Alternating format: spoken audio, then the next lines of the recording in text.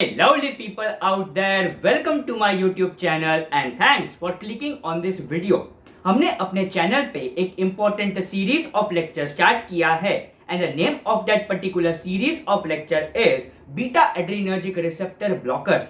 Now in our previous video lecture we saw कि कौन से ऐसे systems होते हैं हमारे human body में where we have a good concentration of our beta adrenergic receptor and जब हम वो पर्टिकुलर रीजन में जब हम बीटा एड्रीनर्जिक रिसेप्टर को ब्लॉक करते हैं what will be it's pharmacological effect.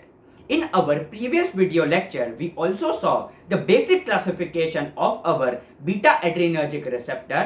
So in our today's video lecture, we are going to study in detail about the classification of our beta adrenergic receptors.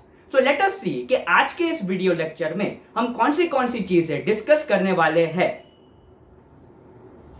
So in our today's video lecture, we are going to understand the basic classification of our beta adrenergic receptor blockers. Then we will see the concept of selective beta 1 adrenergic receptor blocker.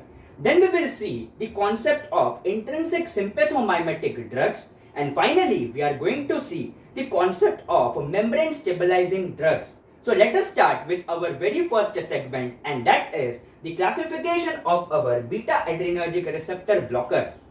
So our beta blockers are mainly of two important types. The very first one is beta 1 adrenergic receptor and we have beta 2 adrenergic receptors. So जो हमारे drugs होते हैं we can classify those drugs into three important categories.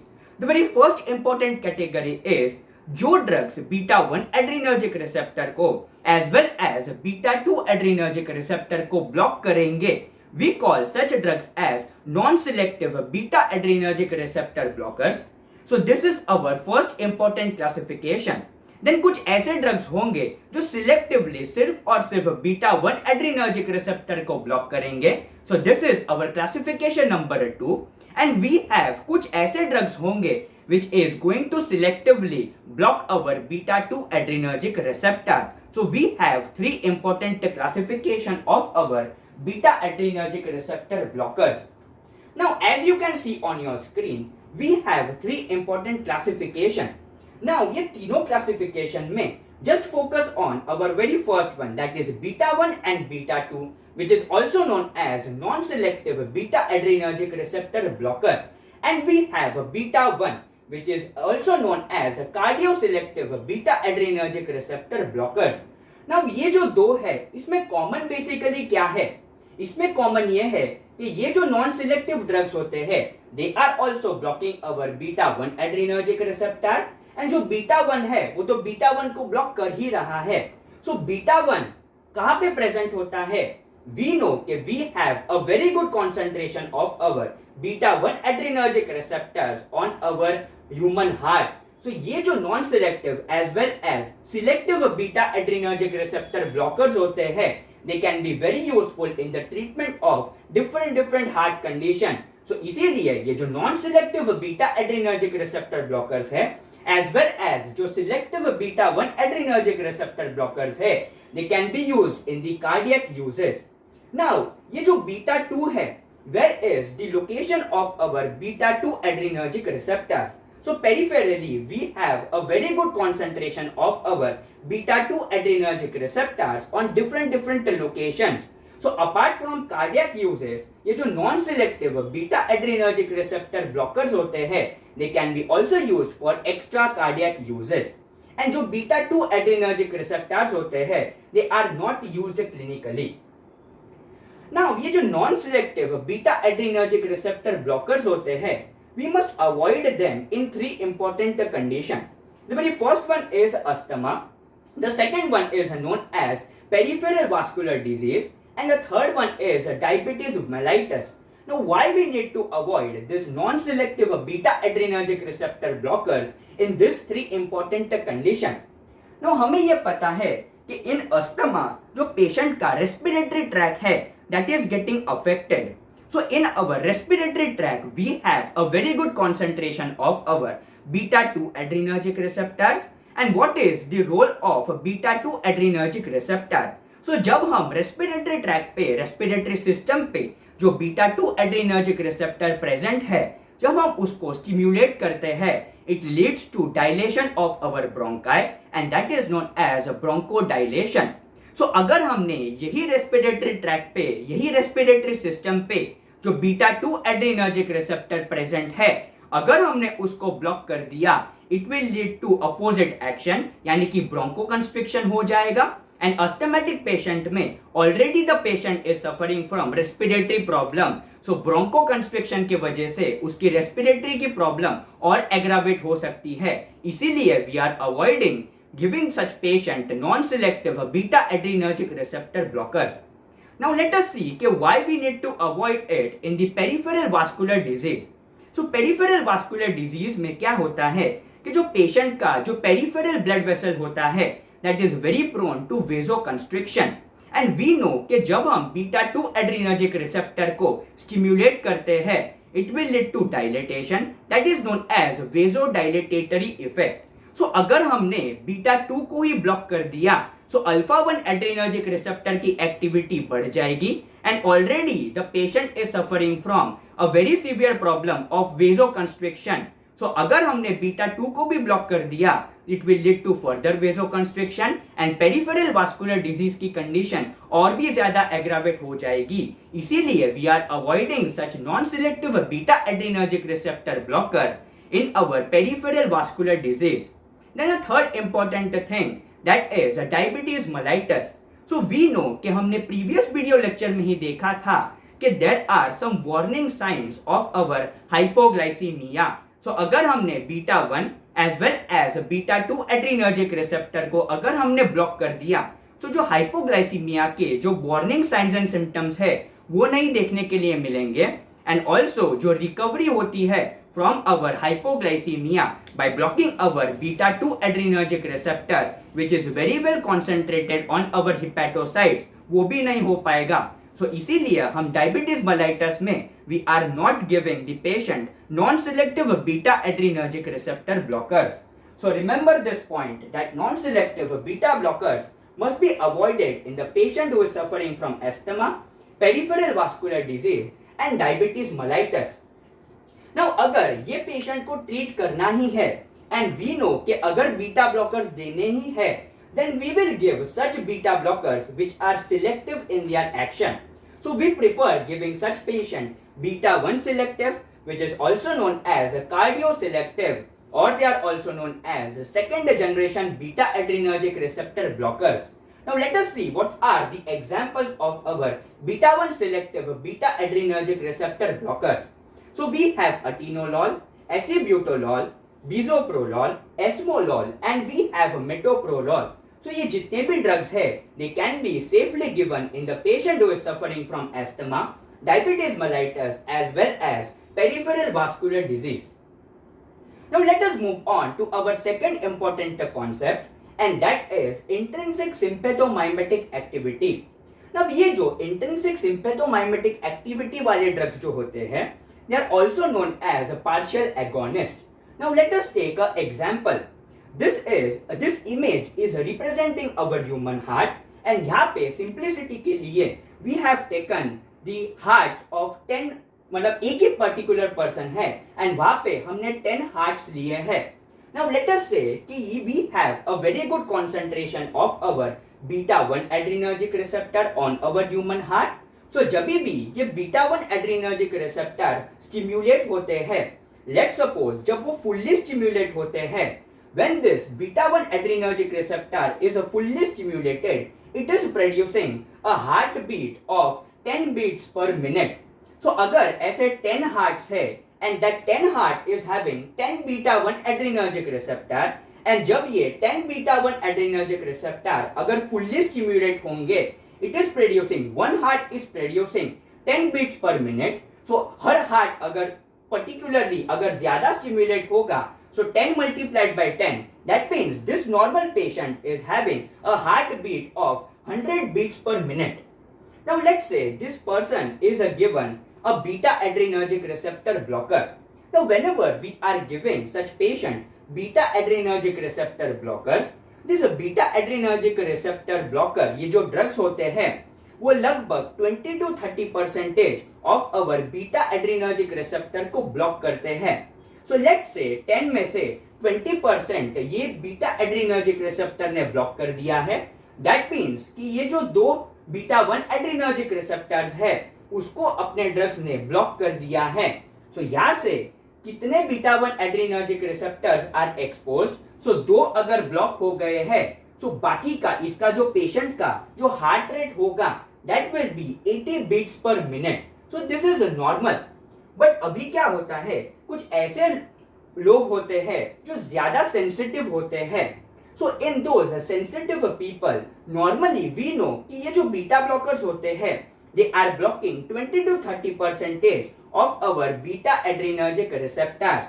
But sensitive लोगों में यही जो percentage है वो बढ़ जाता है and it can rise up to 70 to 80%. So अगर एक सेंसिटिव पेशेंट है एंड उसको हमने बीटा एड्रेनर्जिक रिसेप्टर ब्लॉकर दिया है, it will block our 70 to 80% of our beta adrenergic receptors. As you can see on your screen कि यहाँ पे 7 beta adrenergic receptors ब्लॉक कर दिए हैं.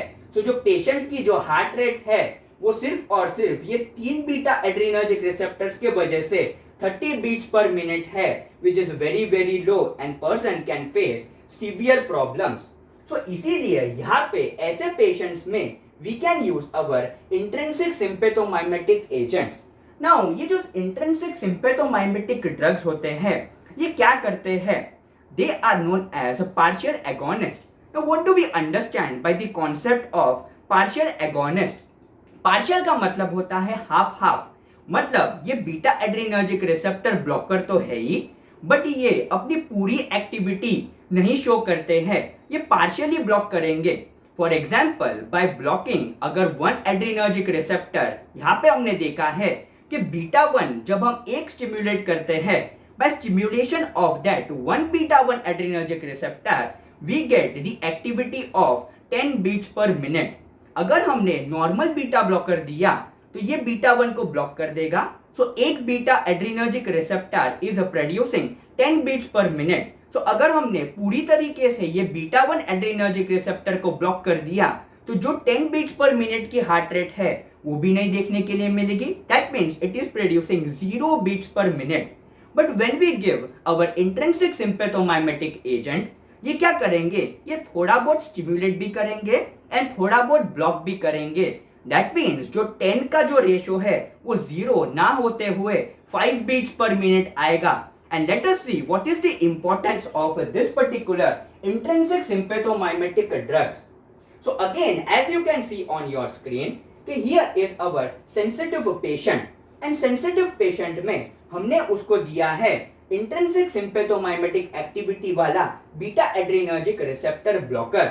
So as you can see कि पहले जब हम beta adrenergic receptor देते थे so it was blocking 100% our beta 1 adrenergic receptor. but अभी क्या हो रहा है, ये partially beta 1 को ब्लॉक कर रहा है and जो हार्ट बीट प्रोड्यूस हो रही है that is 5 beats per minute.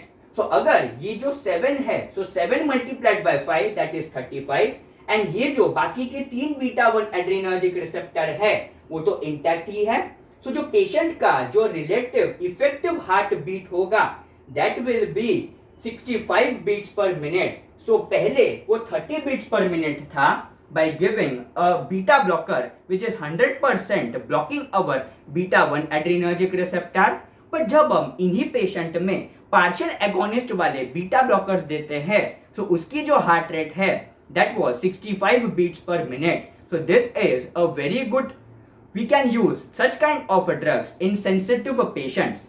Now let us see कि इसमें एग्जाम्पल्स कौन से आते हैं. सो ये जो ड्रग्स होते हैं we have celiprolol, we have pindolol, we have alprenolol and we have acebutolol. And remember ये जो ऐसे ड्रग्स होते हैं they are partial agonist at the beta 1 receptors apart from having beta blocking property. मतलब ये receptor को आधा block करेंगे एंड आधा स्टिम्युलेट करेंगे. Now moving on to our next important beta adrenergic receptor blocker, and that is beta blockers with membrane stabilizing activity. Now ये ऐसे beta blockers होते हैं which possess the ability to block our sodium channel. So this drug possesses sodium channel blocking activity. And यही जो activity है वो neurons में जब होती है it is producing a effect of local anaesthesia. So now हम कौन से पेशेंट में चाहेंगे कि हम सोडियम चैनल को ब्लॉक करें? So the answer is this membrane stabilising activity is very useful if the patient is suffering from arrhythmias. So it can be used as an anti arrhythmic drug. अब यही जो drugs होते हैं they should be avoided in the glaucoma due to the risk of corneal anesthesia. Now what is this concept of corneal anesthesia? So as you can see on your screen, here are our beautiful eyes and हमें ये पता है कि in our eyes we have a cornea. Now ये जो cornea होता है इसका कोई blood supply नहीं होता है. That means ये जो cornea है it is avascular. Now normally हमारे बॉडी में ब्लड सप्लाई हमें क्यों चाहिए? For two important purposes. But the first one is to provide oxygen and the second one is healing के लिए हमें ब्लड सप्लाई प्रॉपर चाहिए. Now ये कॉर्निया जो होता है यहाँ पे ब्लड सप्लाई नहीं हो रहा है. That means जो healing है वो भी नहीं होगी. So now let us see कि what will be its effect. So here is our cornea. Now we know कि ये जो कॉर्निया है that is avascular, यानी कि इसका कोई ब्लड सप्लाई नहीं होता है. Now as it is avascular, so there will be no healing in the cornea. Now cornea में अगर ब्लड सप्लाई नहीं है, so our human body has a very beautiful mechanism. So जैसे ही हमारे जो कॉर्निया होते हैं, वहाँ पे we have very good concentration of neurons. वहाँ पे nerve endings बहुत ज़्यादा होते हैं. So थोड़ा भी अगर डस्ट पार्टिकल आ जाता है हमारी आंखों में, our cornea is responding. And हमें ये पता है from our real life example कि कुछ भी हमारे आंखों में अगर जाता है our eyes are reacting to it very rapidly.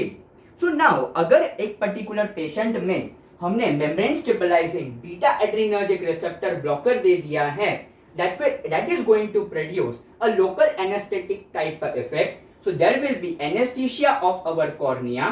And अगर कॉर्निया का एनेस्थीसिया अगर हो गया है तो कोई भी अगर जो डस्ट पार्टिकल है वो अगर हमारी आंखों में चला गया तो हमें नहीं पता चलेगा and it can lead to permanent damage. अब ये जो परमानेंट डैमेज है ये परमानेंट हो सकता है. Why? Because there is no healing property as it is avascular in nature. So by giving membrane stabilizing beta adrenergic receptor blocker, it will produce corneal anesthesia and it can permanently damage our cornea. Now what are the important drugs which are coming under this category?